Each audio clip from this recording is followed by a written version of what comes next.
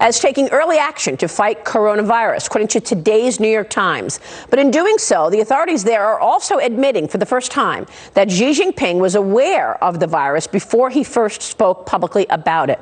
Meanwhile, Arkansas Senator Tom Cotton has been calling out China for its response to this outbreak, suggesting the virus may have come from China's biological warfare program. The Chinese ambassador to the United States responded this: "It's very dangerous to stir up suspicion, rumors, and spread them among the people. For one thing, this will create panic. Another thing, that it will offend up of racial discrimination, xenophobia, all these things that will really harm our joint efforts to combat the virus." Of course, there are all kinds of speculation and rumors. So far, at least 69,000 people have been infected with coronavirus. Over 1,600 have died. Joining me right now is Senator Tom Cotton himself. He sits on the Senate Armed Services Committee. He has been speaking out about China's response to this fatal virus. Senator, it is good to have you today. Thanks very much for being here. Thanks for having me on, Maria. And you were among the first lawmakers to really raise a red flag on coronavirus, warning your Senate colleagues nearly 2 weeks ago that this is worse than Chernobyl. Your words, not mine, that China has been lying about it from the very beginning. Assess the situation as you know it today. Maria, the situation is very grave, in part because, as you say, China was lying from the beginning and they're still lying today, and also because there are so many unknowns about this virus. For example, how many people one person can infect once they have the virus, the extent to which it's contagious before one is symptomatic, or the mortality rate. That's why I've been saying for almost a month now that an ounce of prevention is worth a pound of cure, to quote Benjamin Franklin, and why the president was so smart to ban travel coming from China just a couple weeks ago, so we didn't have more than 20,000 people landing in our country every single day from mainland China. Well, you know, it's pretty extraordinary. And then they criticized the United States for putting that travel ban in effect. And the fact is they're criticizing us for the travel ban. But isn't it true that they've got people locked down in their homes? Maria, they have more than 70 million people now under quarantine, and you've probably seen the videos online from social media sites, as have I, of the Chinese Communist Party's police beating people who they think might have coronavirus, or trying to keep them locked inside of their apartments, or quarantining them in large hospitals or what have you. They have not been transparent at all, and they need to be.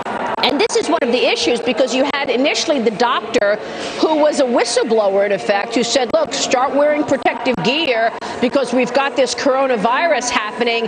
He was arrested. He was shamed in the press. And unfortunately, now he's dead.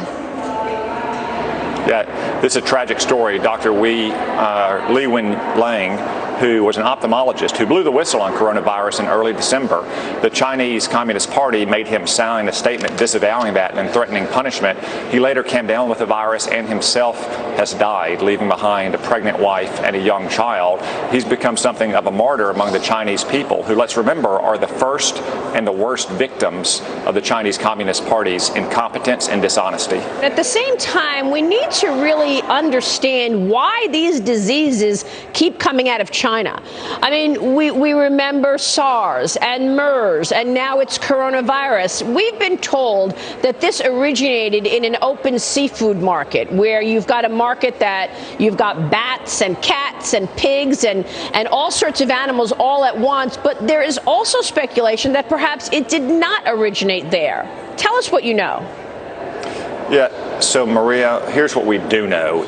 This virus did not originate in the Wuhan animal market. Epidemiologists who are widely respected from China, who have published a study in the international journal The Lancet, have demonstrated that several of the original cases did not have any contact with that food market. The virus went into that food market before it came out of that food market. So we don't know where it originated, but we do know that we have to get to the bottom of that. We also know that just a few miles away from that food market is China's only biosafety level 4 super laboratory that researches human infectious diseases. Now, we don't have evidence that this disease originated there, but because of China's duplicity and dishonesty from the beginning, we need to at least ask the question to see what the evidence says. And China right now is not giving any evidence on that question at all. So this super lab that you refer to, this super lab is the only one of its kind in this area, in Wuhan, in the province, that area, and what do they do with this super lab?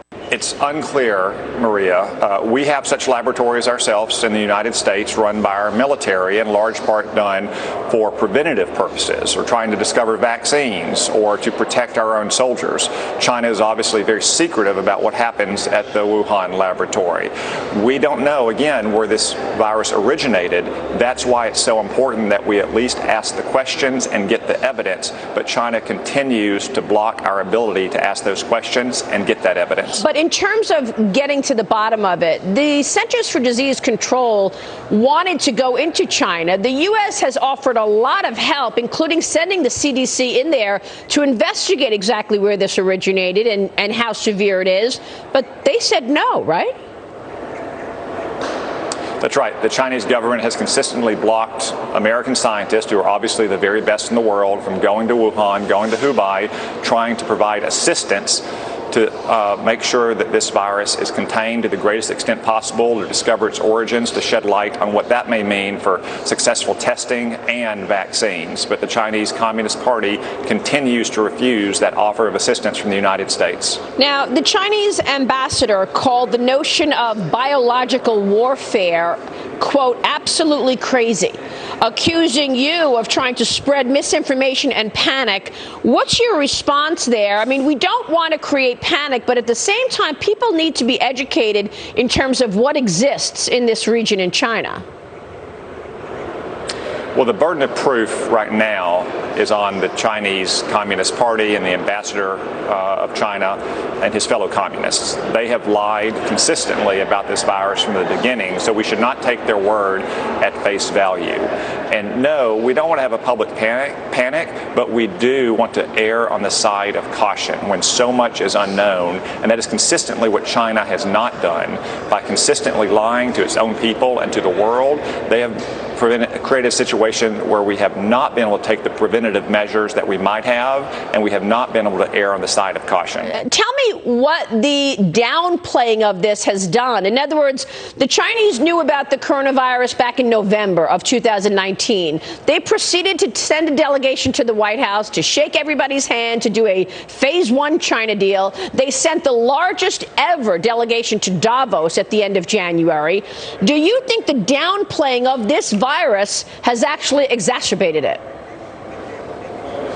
Oh, there's no doubt about that, Maria. You know, the first cases indicated in early December, which meant they were transmitted sometime in November.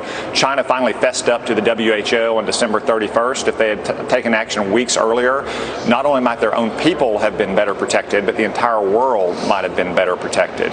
This is just a pattern of Chinese dishonesty from the very beginning, which continues to this very day. Just a few days ago, we went from a situation where they were reporting only a couple hundred more cases, or maybe 1,000 more cases a day, to almost 14,000 cases in a single day. That wasn't the result of any scientific discovery. That was a political decision to finally reveal what they knew to be true, yet they are still covering up, in all likelihood, the number of cases and deaths from coronavirus inside of China. And do you think there's anything that we should be doing here in America to hopefully avoid what sounds like is a pandemic coming?